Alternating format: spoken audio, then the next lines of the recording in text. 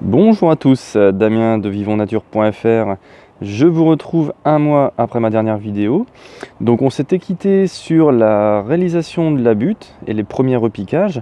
Donc là, résultat après un mois, ça pousse bien, ça pousse très bien. Donc un petit point météo très rapidement. Il faut savoir donc toujours on est dans le nord. Il faut savoir que sur les derniers jours, ça fait même 5 jours qu'on n'a pas eu de pluie. Il y a eu quelques grosses pluies, mais depuis 5 jours aucune pluie. Même des températures très clémentes entre 20 et 24 degrés. Donc c'est plutôt pas mal. Et du coup ça pousse bien et pas de dégâts signalés. Et en plus de ça, pas de sécheresse apparente. Mais j'y reviendrai. Dans tous les cas, la butte, ça avance bien, comme vous le voyez, ça pousse bien, c'est verdoyant. Et donc si on passe un petit peu sur les différents types de légumes, de cultures, on va retrouver quoi?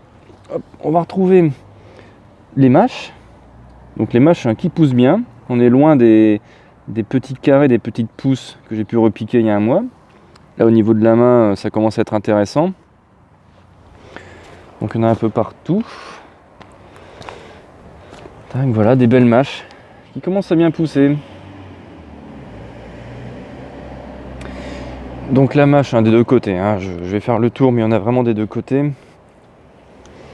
Hop, voilà, toujours avec la main, on arrive sur des beaux morceaux comme on dit. Mais la mâche, c'est pas mal. Les fraises également. Les fraises, ça pousse bien, elles sont belles, pas de problème en vue, j'ai l'impression. Donc les fraises, si on refait un petit tour encore, ça pousse très bien. Ça pousse vraiment très bien, pas de signe de maladie ou autre. Les fraises, c'est ok. On va avoir en bout de butte, on va retrouver notre persil. Notre persil qui est bien vert, bien droit, bien beau. Rien à signaler également. Hop. Voilà, un gros persil là qui a bien repris au niveau de la main. Là, on a une belle botte de persil. J'en ai perdu un dans la bataille quand même, qui se trouvait par là. Je pense que c'est le repiquage qui a pas repris, il était déjà un peu bizarre à la base. Mais sinon le persil, c'est ok. Le thym par contre, je suis un peu plus mitigé. En fait, il y a un peu de mal, je trouve qu'il est pas mal.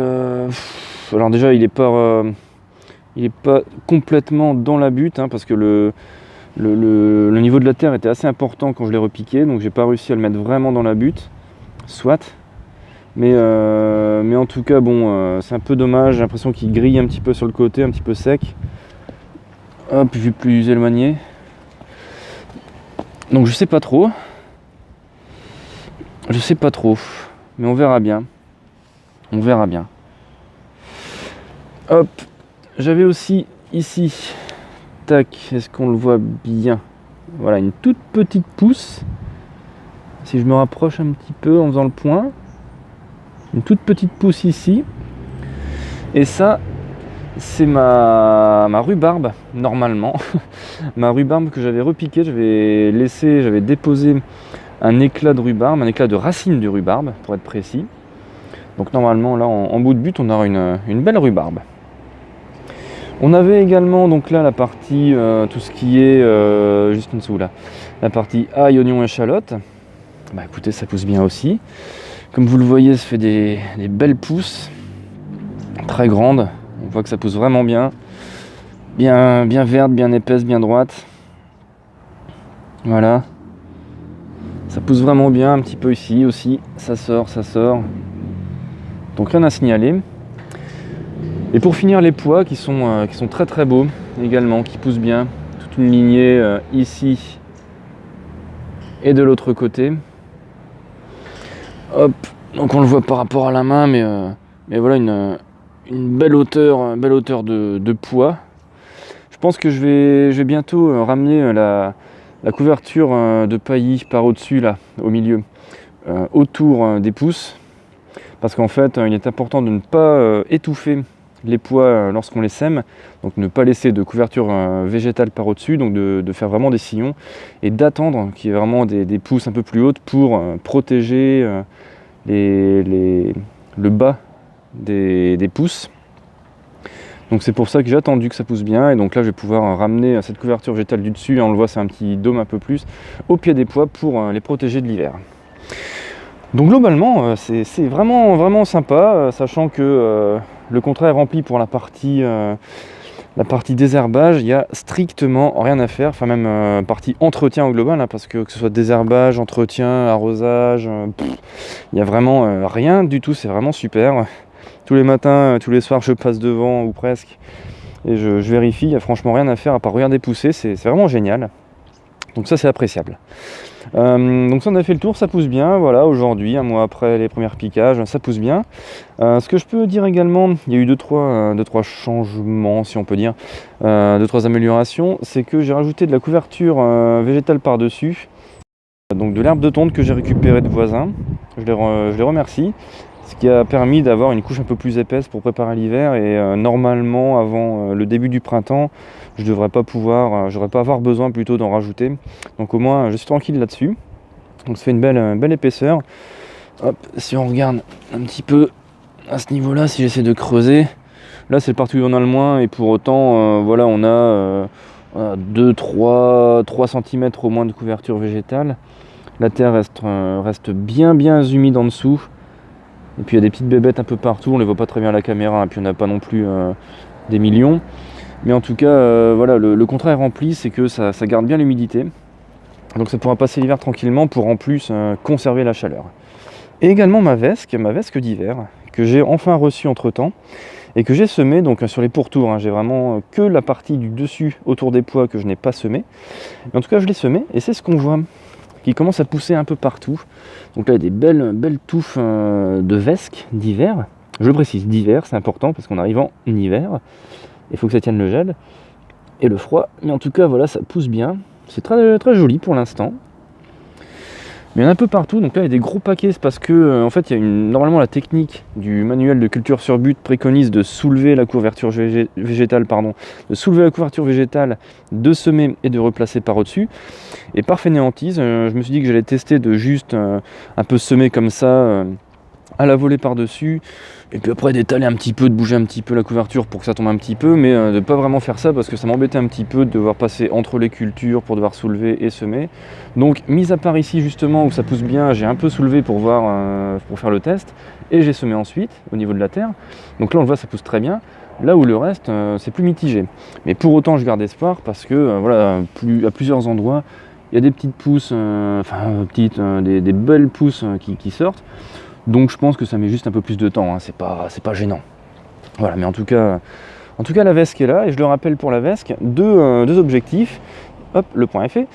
La vesque va permettre déjà avec ses racines profondes de bien structurer la butte, et au printemps, tout bonnement on va arracher cette vesque pour la redéposer où on l'a arrachée, au même endroit où elle a poussé, pour alimenter la butte, apporter de la couverture végétale. Donc c'est aussi important et intéressant d'avoir de la vesque pour ces deux raisons. Donc ça c'est la butte, l'état général de la butte, et deux, trois petites choses également. Autour de la butte, ce que j'ai fait, c'est que j'ai déposé quelques mauvaises herbes que je pouvais arracher à droite à gauche pour les déplacer autour ici, autour de la butte, au niveau du chemin, au niveau des allées de la butte. Donc première raison, c'est que déjà ça évite de toucher avec les pieds directement la terre, donc quand il a plu c'est plutôt mieux, parce que du coup ça évite de mettre de la boue un peu partout dans la maison, première chose. Et en plus si on en met régulièrement, ça permet de rajouter une couverture de protection contre l'évaporation de l'humidité pour la butte, et on le remarque très bien comme ça, il n'y a pas plu depuis 5 jours, et vous voyez autour de la butte, c'est vraiment, la terre on le voit très bien. La terre est vraiment plus foncée autour de la butte, alors par la butte en elle-même, mais aussi, je pense, par cette couverture de mauvaises herbes que j'ai placées. Vous voyez la terre qui est vraiment plus foncée, plus humide autour, là où à côté c'est vraiment sec. Donc ça c'est un bon point également à penser, c'est intéressant de le faire.